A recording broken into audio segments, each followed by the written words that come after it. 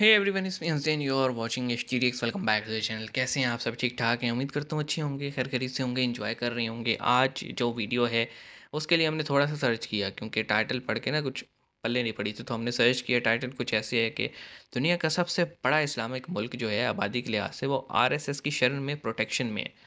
तो मैंने कहा RSS तो इंडिया की एक, आपको पता है, पार्टी है, तो क्या सीन है ये? तो हमने सर्च किया तो बेसिकली एक बयान आया था कि पाकिस्तानी एंकर की तरफ से कि इंडिया को हम RSS कहते हैं और RSS की शरण में है सबसे बड़ा इस्लामिक मुल्क।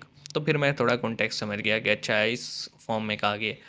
तो इस पे हम सुनते हैं, फिर बात करेंगे। सब्सक्राइब कर लीजिए चैनल को। 3 2 1 एन।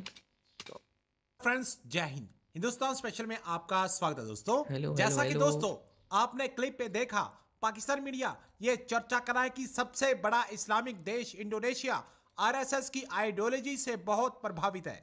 पाकिस्तान में आज माइनॉरिटीज पर बहुत जुल्म हो रहे हैं। कभी हिंदू हाँ, और कभी सिख को निशाना बनाया जाता है। पेशावर में अभी पाकिस्तान चंद मीडिया दिन ये पहले चर्चा हुआ कर था। रहा है कि आज इंडोनेशिया भी आरएसएस से बहुत प्रभावित दिखाई दे रहा है, लेकिन हम अपने यहां हिंदू को मार रहे हैं। दूसरी तरफ सबसे बड़े आर्थिक संकट से जूझ रहा पाकिस्तान अब हाल और बेहाल हो चुका है। पेट की आग बुझाने के लिए आम जनता आटे की लूटपाट पर उतारू है और उसे बिल्कुल, काबू में करने के यही लिए सीन है। सुरक्षा कर्मियों को बंदूकों का सहारा लेना पड़ रहा है। आज पाकिस्तान के लोग पाकिस्तानी सरकार के साथ साथ आर्मी को भी गालियां दे रहे हैं, क्योंकि हाँ, देंगे ही। क्योंकि इस आर्मी ने हाल ही क्योंकि ऐसा कर पाकिस्तान दिया। को इस स्थिति में पहुंचाने के लिए आर्मी का सबसे बड़ा हाथ है। चलिए दोस्तों, आज बिल्कुल। की वीडियो की तरफ चलते हैं। Thank you so much. जो इंडोनेशिया है वो सबसे बड़ा मुल्क होने के नाते वो उनका एक अदारा है, नाहदतुल उलमा। कहा जाता है कि ये दुनिया का लार्जेस्ट नादतुल सिविल उलमा। सोसाइटी मूवमेंट है। इसने बेसिकली अपना एक डायलॉग इनिशिएट किया है आरएसएस के साथ, जिसको पाकिस्तान की सरकार जो है वो एक सारी बात है, वो एक बहुत बड़ा मॉन्स्टर बना के पेश करती है। सो इंडोनेशिया हाँ, जो है है तो ऐसे वो ही।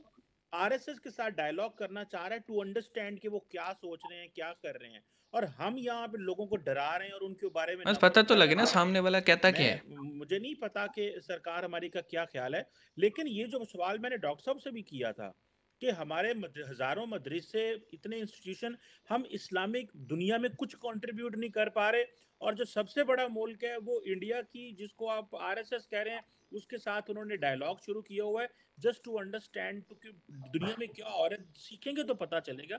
हाँ, सो इस पता पे भी लगेगा तो फिर ही जरा कुछ होगा काइंडली ना। आप बताइए। डॉक्टर साहब कुछ कहना चाह रहे हैं, पहले आप कह लें। मैं ये कहना चाह रहा हूं कि मैं हमेशा कहता हूं कि the peace in the world will be established when the war of religions is over. बिल्कुल, समझ गए आप?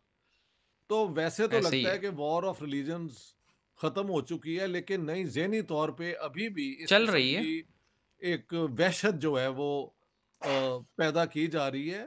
और ये आपकी खबर सुन के कि इंडोनेशिया की वो ऑर्गेनाइजेशन और आरएसएस का डायलॉग हो रहा है, ये अच्छी बात है। ये अच्छी बात है। देखें, जब तक अगर हम साजिशी मीडिया या साजिशी जो किरदार होते हैं, जो कॉन्स्पिरेसी थ्योरिस्ट होते हैं, अगर आप उनकी बातें सुनते रहेंगे ना, तो कभी भी सच्चाई तक नहीं पहुँचेंगे। ठीक है? आप मुझसे कभी मिले ना हो, और मेरे बारे में अगर कोई मीडिया पे न्यूज़ है, या मेरी कम्युनिटी के बारे में कोई मीडिया पे न्यूज़ है, आप उसको ही मान कर चलें, तो आप मेरे बारे में सही नहीं जान पाएँगे, मैं आपके बारे में नहीं, और एक दुश्मनी सी बन जाएगी जिसको हमने कभी शुरुआत ही नहीं की होगी।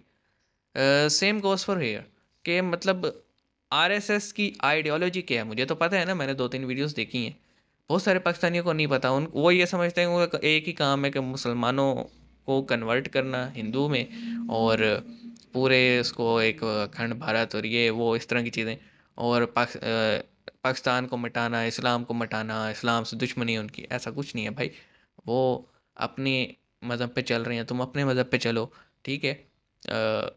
बाकी एक क्लेम उनका है हिंदू राष्ट्र बनाने का। वो तो भाई देखें, माइट इज़ राइट वाला सीन होता है। हमारे यहाँ 90% मुस्लिम्स थे, अभी 10-15% माइनॉरिटी थी तब। तो हमने इसे डिक्लेयर कर दिया इस्लामिक रिपब्लिक ऑफ पाकिस्तान। तो वहाँ पे 70% हिंदूज़ हैं, वो क्यों ना डिक्लेयर करें?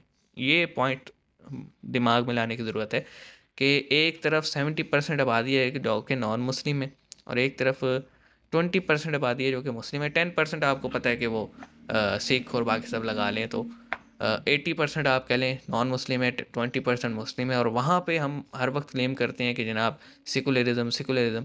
अरे भाई उनका राइट है उसको हिंदू राष्ट्र बनाना, इसमें मैं और आप कौन होते हैं बात करने वाले।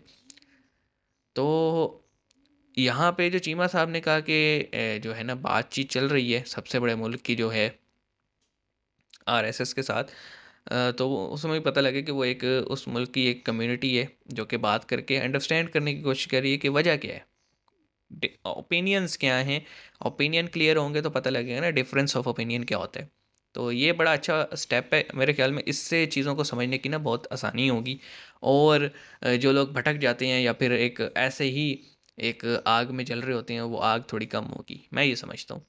तो जैसे कि मैंने आपको कई बार कहा है कि इस्लाम वैसा नहीं है जैसा कि हमें जो है ना Taliban, Boko Haram, Al Qaeda, Jaish e Mohammed, Hafiz Saeed ये लोग दिखाते हैं। ये लोग तो खुद भटके में हैं और ये उन आयतों का सहारा लेते हैं जो कि 1400 साल पहले के टाइम के लिए थी, लेकिन उन्हें आज अप्लाई कर रहे होते हैं। तो फिर क्या ही बोलें अब। तो मिलते हैं नेक्स्ट वीडियो में, अपना ख्याल रखिएगा। सी यू गाइस।